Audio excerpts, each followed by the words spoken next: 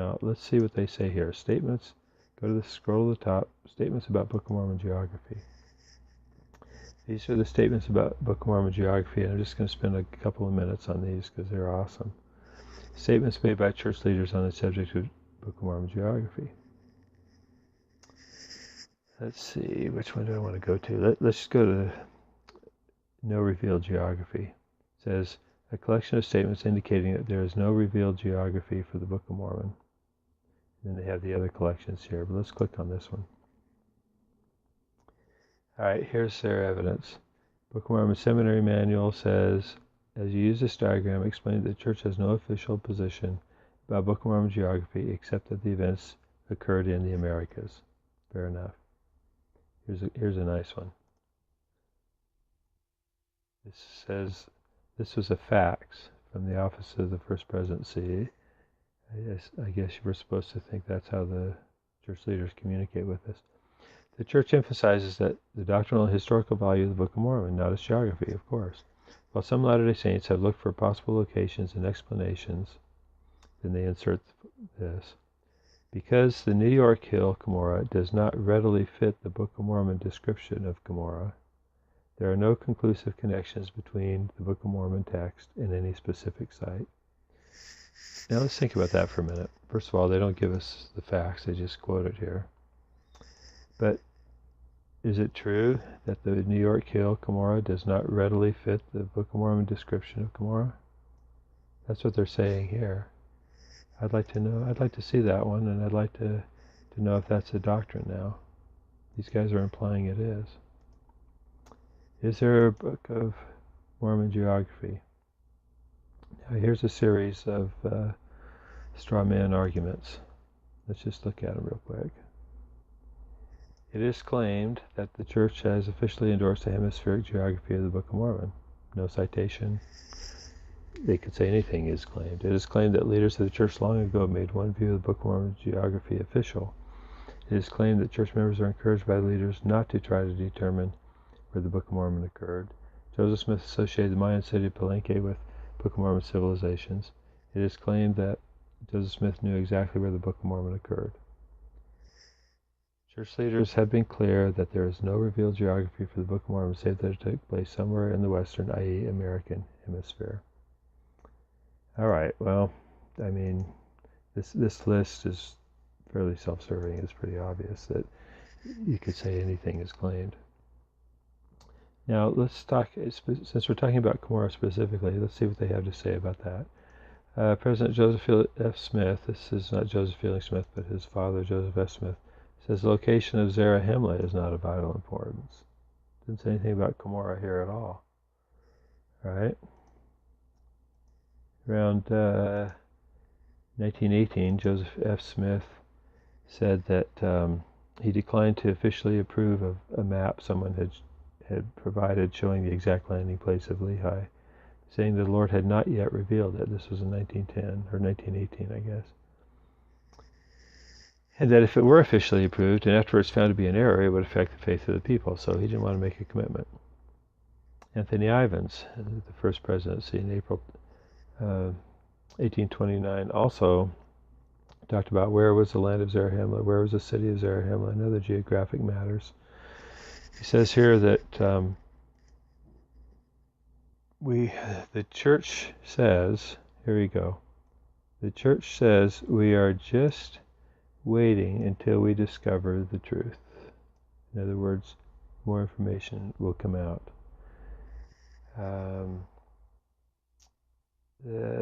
Dozen men have found the very place where the city of Zarahemla stood, but they all disagree, have a lot of variance. We do not offer any definite solution. Okay, so this tells us that we are waiting, the church is waiting until we discover the truth, that they don't know where Zarahemla is as of 1829. Also in April 1829, Elder Talmage spoke about this and said that the Book of Mormon does not give us precise and definite information whereby we can locate those places with certainty.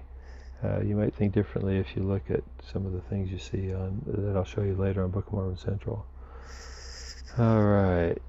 I recommend and encourage all possible investigation, comparison, and research in this matter. Here's one I like. Here's Markey Peterson right here. Look what he says. This is in 1954. He says, "We all have our free agency. God does not rob anyone of that. Sometimes even a general authority uses agency in a wrong direction. Now, a general authority might speculate. I suppose we have had speculation, for instance, on the part of some with respect to Bookworm Geography, and it is plain, unadulterated speculation and not doctrine. And if a general authority has speculated on Bookworm Geography, he did not represent the view of the church while doing so." Okay, that was in 1954. But I've mentioned this in another post about what Markey Peterson himself said in October of 1978. This is in the conference report for 1978, titled "The Last Words of Moroni." He says here, it's pretty clear about it actually. He says, as the fighting neared its end, right here, Mormon gathered the remnant of his forces about a hill which they called Cumorah, located in what is now the western part of the state of New York. Now, how do we reconcile that with what he said 24 years earlier, 1954? Let's go back to that. He said general authorities might speculate, but he wasn't speculating. He was fairly declarative when he said right here that Cumorah is located in what is now the western part of the state of New York. Could it be that he had better information 24 years later? That's the inference I take. Here they quote Dallin Oaks in the 1950s as saying that he had learned that the Book of Mormon people was not a history of all the people who have lived on the continents of North and South America in all ages of the earth. Up to that time, he had assumed that it was. So he's pointing out here that he could continue to learn, he did continue to learn, and that the Book of Mormon is not a story of all the inhabitants of North and South America. John Whitstow, again, now this, I love this John Whitstow part, because he says here that he itemizes some of the things that we do know, or at least some of the pieces of evidence. He refers to the 1842 Times and Seasons article, which presumably by now everyone knows that Joseph Smith did not write, and Joseph Smith was not even acting as editor at the time that was published, although that was a common assumption back in the 1940s and 50s. But he didn't say Joseph Smith wrote it.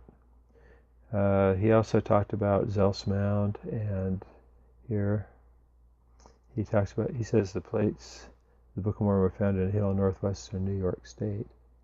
I thought it would be interesting to take a look at what John Whitstow actually said in that article, and you can find this. If you go here, you see the reference. Number 7, Evidences and Reconciliations, is Book of Mormon Geography known. This was an article he wrote for the Improvement Era in 1950. I'm not going to take the time to show you how to find that, but you can Google it and find it on archive.org. And here's what he actually said in that article: is Book of Mormon Geography known? He lists the things we know about it, and here's what I want to read right here. It says, third, the hill from which the Book of Mormon plates were obtained by Joseph Smith is definitely known. In the days of the prophet, this hill was known among the people as Cumorah. This is a fixed point in Book of Mormon later history. There is a controversy, however, about the hill Cumorah, not about the location where the Book of Mormon plates were found, but whether it is a hill under that name near which the Nephite events took place. A name, says one, may be applied to more than one hill, and plates containing the records of a people's sacred things could be moved from place to place by divine help. However, the hill known today as Cumorah in northern New York is a fixed known point. So what he's trying to be equivocal there and acknowledge the two Cumorah theory, but he is emphasizing that the hill Cumorah is in New York and was known among the people in the early days of Joseph Smith as the hill Cumorah. All right, moving back to this. Harold B. Lee. This is an interesting one. Now, I'll show you let's look at the reference in a second. Some say the hill Cumorah was in southern Mexico, and someone pushed it down still farther, and not in western New York. Well, if the Lord wanted us to know where it was, or where Zarahemla was, he'd have given us the latitude and longitude, don't you think? Why bother our heads trying to discover with archaeological certainty the geographical locations of the cities of the Book of Mormon like Zarahemla? So he mentions Zarahemla twice and the hill Cumorah, but he doesn't. He just says some say the hill Cumorah was in southern Mexico. He's alluding to this two Cumorah theory. Now look at the reference here. This was an address to religious educators that he gave. It was in a general conference, and he's obviously talking to the educators about what to focus on. He's not saying the hill Cumorah is not in New York. When he says he'd have given us latitude and longitude, don't you think? In fact, the Lord kind of did give us latitude and longitude. Then there's Paul Chessman here, who also, again, is relating to the two Cumorah theory. Says there's no official church view. And again, I'm not sure how we know what an official church view is, because we could say it's that what Joseph Smith said is not the official church view, as they did in this article already. Going down here to Neil Maxwell, he didn't say anything about it. This one on the Encyclopedia of Mormonism is pretty awesome. To cite this as the church view, because it's written by the same Brother Palmer who wrote the book about Cumorah that we looked at already. He gave all the Mesoamerican criteria for it. Look at number 12, here it is, Cumorah in the Encyclopedia of Mormonism. That's where you find that one. We're going to talk a lot about David Palmer in a separate episode. So anyway, that's your list of references representing the church's view. Let me just take a minute and I'll show you an example. Let's go back. I'll show you how you can analyze the other things that they've accumulated here on FairMormon, because this is pretty classic.